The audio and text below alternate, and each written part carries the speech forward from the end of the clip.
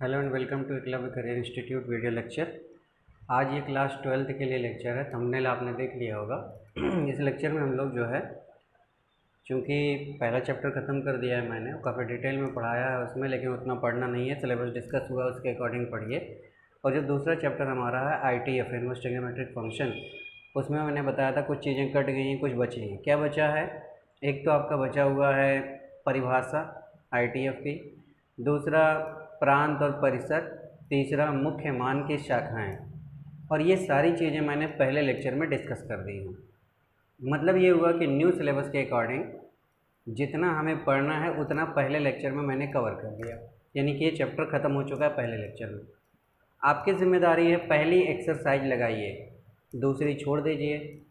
फिर आप विविध प्रश्नावली पे जाइए और विविध प्रश्नावली में उन प्रश्नों को लगाइए जिसमें मुख्य मान से संबंधित प्रश्न पूछे गए हैं, यानी वो प्रश्न जिसमें मुख्य मान ज्ञात करना है या उससे रिलेटेड कुछ सवाल है वही लगाइए, बाकियों को छोड़ दीजिए। मैं इस लेक्चर में कुछ एक्स्ट्रा क्वेश्चन, ये मान चलिए आपकी बुक का भी हो सकता है या कुछ आउट भी हो सकता है, वही सवाल है जो मुख्य मान से संबंधित है, उसको डिस्कस करूँगा। और फिर आप कमेंट करके बताइए कि आपकी जो एक्सरसाइज है वो कंप्लीट हुई या नहीं। अगर कोई डाउट रह जाता है तो मैं उसको क्लियर कर दूँगा। और रही बात ऑप्शनल एक्सरसाइज की, यानी कि लास्ट वाले एक्सरसाइज की, अगर उसमें एक्स्ट्रा क्वेश्चन मिलेंगे जो बताने लायक होंगे वो मैं डिस्कस करूँगा, लेकिन सिर्फ वही जिसमें मुख्य मान या उससे संबंधित कुछ पूछा गया है। तो शुरू करते हैं आज का ये वीडियो, जिसमें हम लोग डिस्कस करेंगे कुछ सवाल, तकरीबन 10 सवाल हैं जो होंगे मुख्य मान से संबंधित। ये 3 सवाल हमने पहले लिए हैं। एक पहला वाला देखते हैं, cosec inverse root 2, cosec inverse root 2। दूसरा है साइन इनवर्स -√3/2। तीसरा है सेक इनवर्स -2/√3। अगर आप खुद ट्राई करना चाहते हैं तो वीडियो को पॉज करिए, ट्राई करिए, फिर प्ले करिए, देखिए आपका आंसर सही आता है या नहीं। फिलहाल मैं स्टार्ट करता हूँ। कोसेक इनवर्स रूट 2 में कोसेक इनवर्स लिखता हूँ मैं, और रूट 2 जनरली कितने का मान होता है वो हम देखेंगे। जनरली ये जो है π/4 का मान है, यानी 45 का, तो कोसेक π/4 मैंने लिख दिया। अब ये देखना रहेगा कि ये जो यहाँ पे आंसर आ रहा है ये π/4, ये कोसेक की रेंज में है या नहीं है। तो आप याद करिए कोसेक की जो रेंज होती है वो -π/2 से 0, फिर 0 से π/2, या इसको इस तरह से समझिए कि -π/2 से π/2 close interval, sorry open interval, -π/2 से π/2 क्लोज इंटरवल होता है, और उसमें 0 हटा दिया जाता है।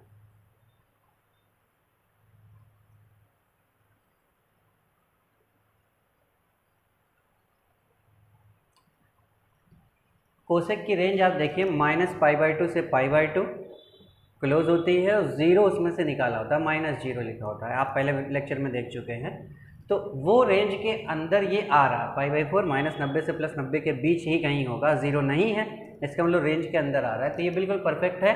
अब आपको यही करना है क्या कि कोसेक इनवर्स से कोसेक हट गया या गायब हो गया, द रिजल्ट इज π/4, ये आंसर हो गया।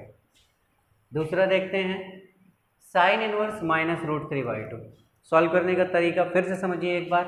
पहले साइन इनवर्स लिखिए और माइनस के बारे में ना सोचिए, सिर्फ √3/2 सोचिए कितने का मान है। जनरली √3/2 होता है 60 का, साइन 60 का मान होता है √3/2। तो इसकी जगह पे हम लिख देंगे साइन 60, 60 का मतलब π/3 होता है। अब मुझे माइनस एडजस्ट करना पड़ेगा। माइनस एडजस्ट करने का 2 तरीका है, एक तो आप चतुर्थांश के अकॉर्डिंग चल करके एडजस्ट कर सकते हैं, और दूसरा आप इसका स्पेसिफिक फार्मूला साइन का होता है उससे कर सकते हैं। साइन की आप रेंज याद रख लीजिए, -π/2 से π/2 है, तो -π/2 से π/2 के अंदर ही आंसर आना चाहिए। अब -π/2 से π/2 में 0 से π/2 तक तो पॉजिटिव होता है, 0 से -π/2 यानी निगेटिव हो जाएगा, चौथे वाले में जाएंगे, लेकिन चौथे में आपको ऐसे घूम के नहीं जाना है, सीधा नीचे चला जाना है। इसका क्या मतलब? इसका मतलब जब भी साइन वाला आएगा तो आपके मन में ये होना चाहिए कि साइन -θ -sin θ होता है, तो हमारे पास यहाँ पे -sin θ दिख रहा है। कंपेयर करिए, ये -sin θ यहाँ पे दिख रहा है, और -sin θ को हम क्या लिख देंगे, sin -θ। तो अब ये हमारा जो हो जाएगा साइन इनवर्स, और इसको मैं लिख दूंगा साइन माइनस थीटा, मतलब -π/3 लिख दूंगा। अब साइन इनवर्स से साइन कैंसिल हो जाएगा, आंसर आया -π/3 मतलब -60, और ये रेंज के अंदर है साइन के, इसलिए ये आंसर परफेक्ट है। तीसरा क्वेश्चन देखते हैं, सेक इनवर्स -2/√3, बिल्कुल वैसा ही है ये भी। सेक के बारे में बात करें तो इसकी जो रेंज होती है वो होती है कॉस के जैसी ही होती है। कॉस की क्या होती है? 0 से पाई। इसकी भी 0 से पाई होगी, बस माइनस किया जाता है, हटाया जाता है। किसको? π/2 को। तो π/2 को हटा दिया, 0 से पाई -π/2, क्लोज इंटरवल 0 से पाई -π/2। तो अब देखिए सेक इनवर्स -2/√3 है। मैंने अभी बताया कि माइनस के बारे में नहीं सोचना है, माइनस वैसे ही लिख देंगे। और 2/√3 कितने का मान होगा? देखिए सेक आएगा तो कॉस के बारे में सोचिए। कॉस 30 का मान √3/2 होता है, तो जब सेक 30 लेंगे तो पलट जाएगा 2/√3, यानी 2/√3 ये सेक 30 का मान होगा। तो सेक 30 का मतलब π/6 लिख देंगे। अब इस माइनस को एडजस्ट करना है, तो इस माइनस के लिए ऐसे नहीं एडजस्टमेंट होगा, ये सिर्फ साइन के लिए होता है, सेक के लिए नहीं होता है। तो हम आगे बात करेंगे कैसे एडजस्ट किया जाए। तो अब 0 से पाई इसकी रेंज होती है, तो अगर आप दूसरे में चले जाते हैं, 0 से पाई का मतलब पहला और दूसरा चतुर्थांश है, अगर आप इसको लेके दूसरे में चले जाते हैं तो ये पॉजिटिव बन सकता है, मतलब ये नेगेटिव है, ये नेगेटिव एडजस्ट हो सकता है। पॉजिटिव बनने का मतलब ये नेगेटिव एडजस्ट हो सकता है। तो दूसरे में कैसे जाएंगे? दूसरे में जाने का दो तरीका, या तो 90 प्लस कर लीजिए या 180 माइनस। कौन सा सही होगा आप सोचिए। 90 प्लस करने पर अनुपात बदल जाएगा, सेक है तो कोसेक हो जाएगा, साइन है तो कॉस हो जाएगा, टेन है तो काट हो जाएगा। कक्षा 10 में भी पढ़े हैं, 11 में भी पढ़े हैं। लेकिन अगर 180 से आते हैं, 180 माइनस समथिंग करते हैं, तो 180 के अकॉर्डिंग अनुपात नहीं बदलता, जो है वही रहेगा। तो हम इसको 180 के अकॉर्डिंग बदलेंगे। कैसे बदलेंगे? देखिए सेक इनवर्स लिखेंगे और इसको हम लिखेंगे सेक, और क्या लिखेंगे ध्यान से समझिए, पाई माइनस π/6। ये समझिए लिखा हुआ है सेक 180 माइनस थीटा, और sec 180 minus theta minus sec theta होगा। तो यहाँ पे माइनस सेक थीटा की जगह पे सेक 180 माइनस थीटा हो गया, माइनस एडजस्ट हो गया। अब इसको थोड़ा सा हल कर लेंगे अंदर, सेक इसको सॉल्व कर लीजिए क्रॉस मल्टीप्लाई करके, तो 5π/6 आ जाएगा। सेक इनवर्स से सेक गायब हो गया, 5π/6 ये हमारा आंसर हो गया।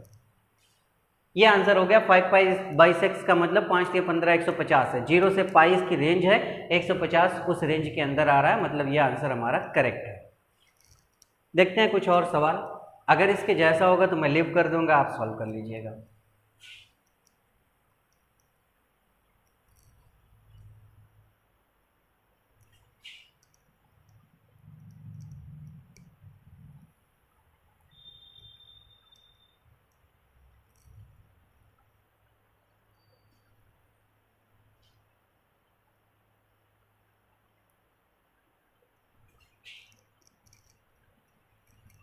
इसके जैसा एक और सवाल देखते हैं जो इनके जैसा है, मतलब जैसे ये सवाल थे उसके जैसा ये सवाल है।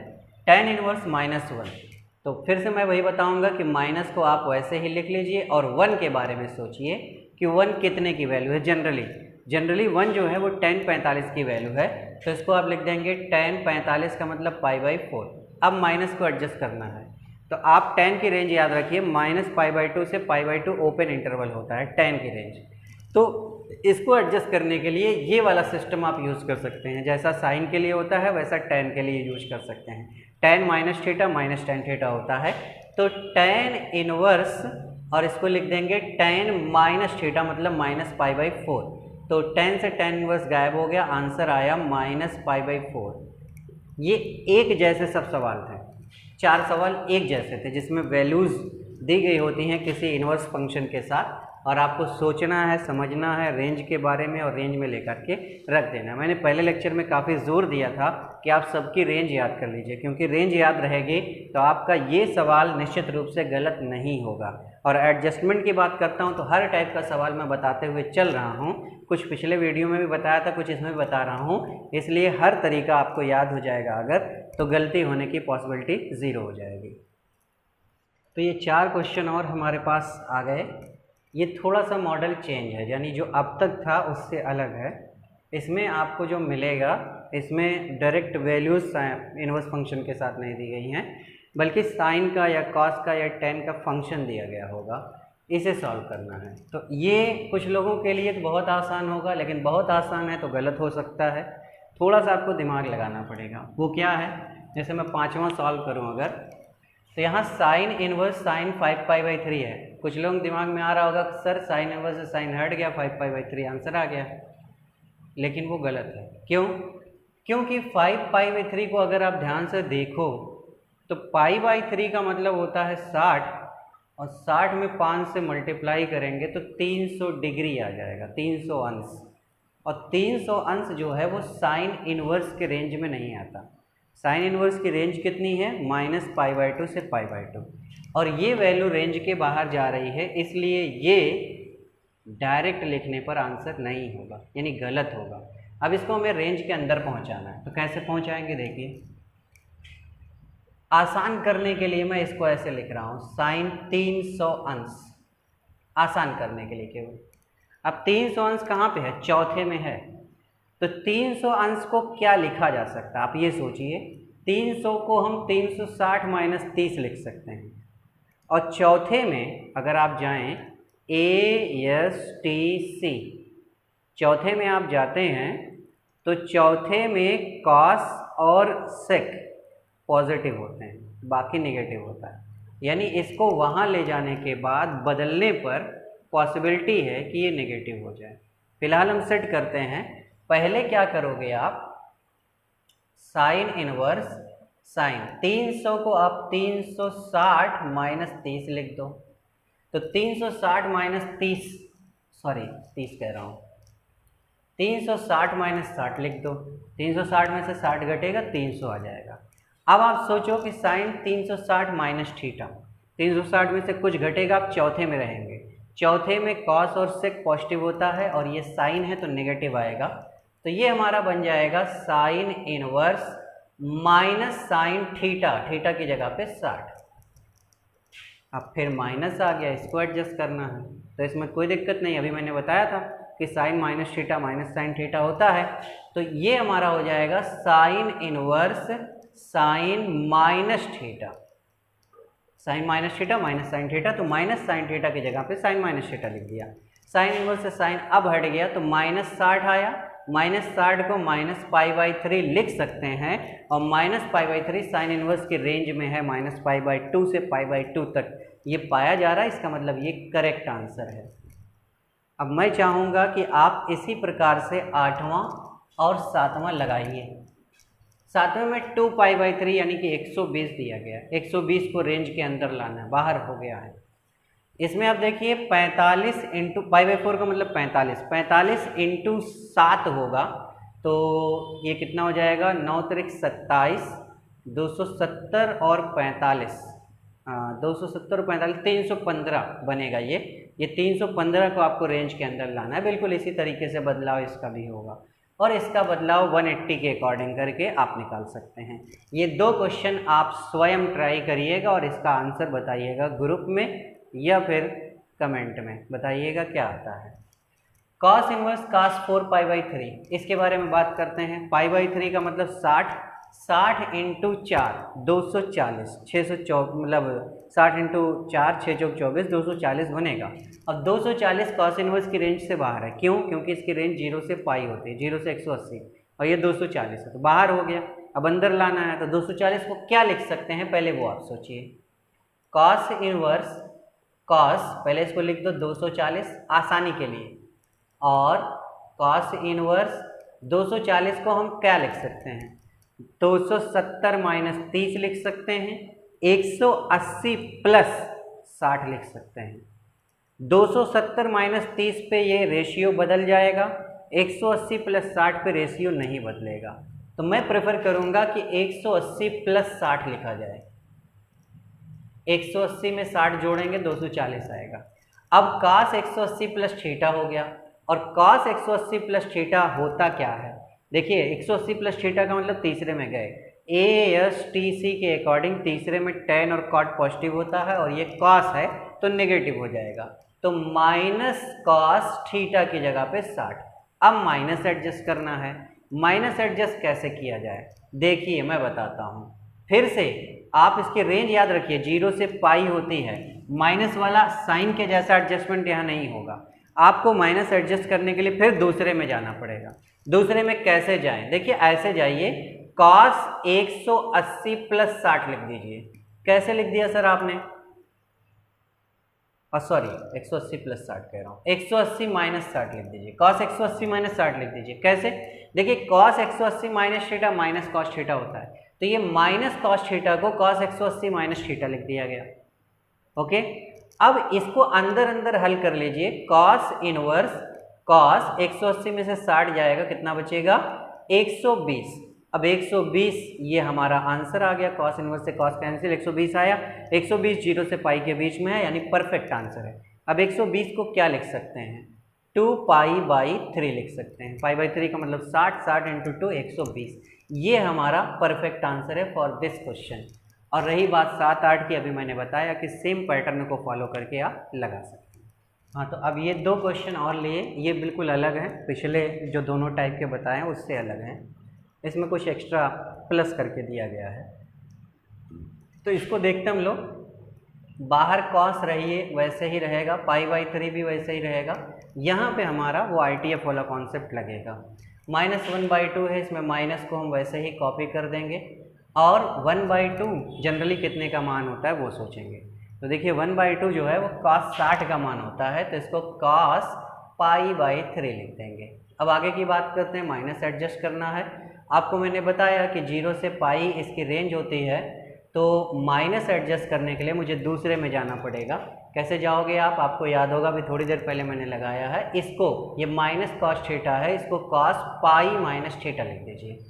क्यों? क्योंकि cos pi minus theta minus cos theta होता है, तो ये माइनस कॉस थीटा लिखा था, इसको cos पाई माइनस थीटा लिखा गया। तो ये हमारा cos हो गया, ये पाई बाई 3 हो गया, ये cos इनवर्स हुआ, ये अंदर cos हुआ, और इसको अंदर अंदर सॉल्व कर लीजिए, क्रॉस मल्टीप्लाई करके 3 pi minus pi 2 pi by 3, 2 pi by 3 लिख दिया हमने। अब cos से cos इनवर्स कट जाएगा, हट जाएगा। क्यों? क्योंकि 2 पाई बाई 3 का मतलब 120, और वो cos इनवर्स की रेंज में आ गया। तो cos पाई बाई 3, और यहाँ cos इनवर्स से cos हटा, 2 पाई बाई 3 आया। दोनों का हर बराबर है, तो अंश जुड़ेगा, 2 pi plus pi 3 pi by 3, 3 से 3 कैंसिल, आंसर आया cos पाई। अब cos पाई आया है, cos पाई की जो वैल्यू होती है लिख दीजिए। cos पाई की क्या वैल्यू होती है? सोचिए आप।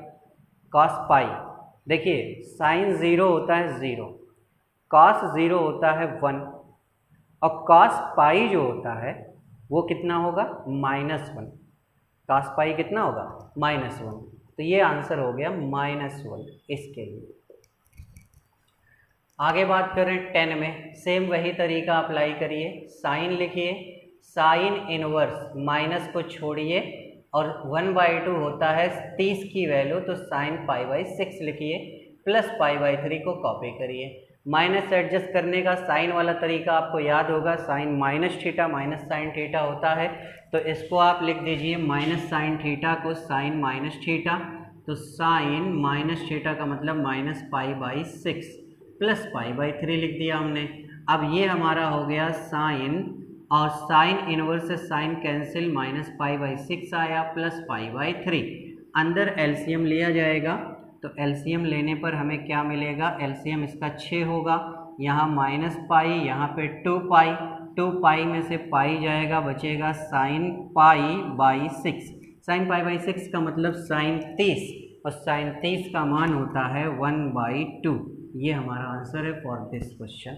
तो इस तरीके से मुख्य मान से संबंधित जो और क्वेश्चन थे वो मैंने बता दिए। अब आप कमेंट में बताइए किस टाइप के क्वेश्चन आपको नहीं आ रहे हैं, वो भी हम डिस्कस कर लेंगे एक वीडियो में। अदरवाइज ये चैप्टर ख़त्म है। नेक्स्ट अगर आपका कोई कमेंट नहीं आया और कंप्लीट हो गया तो हम अगले चैप्टर पर चलेंगे।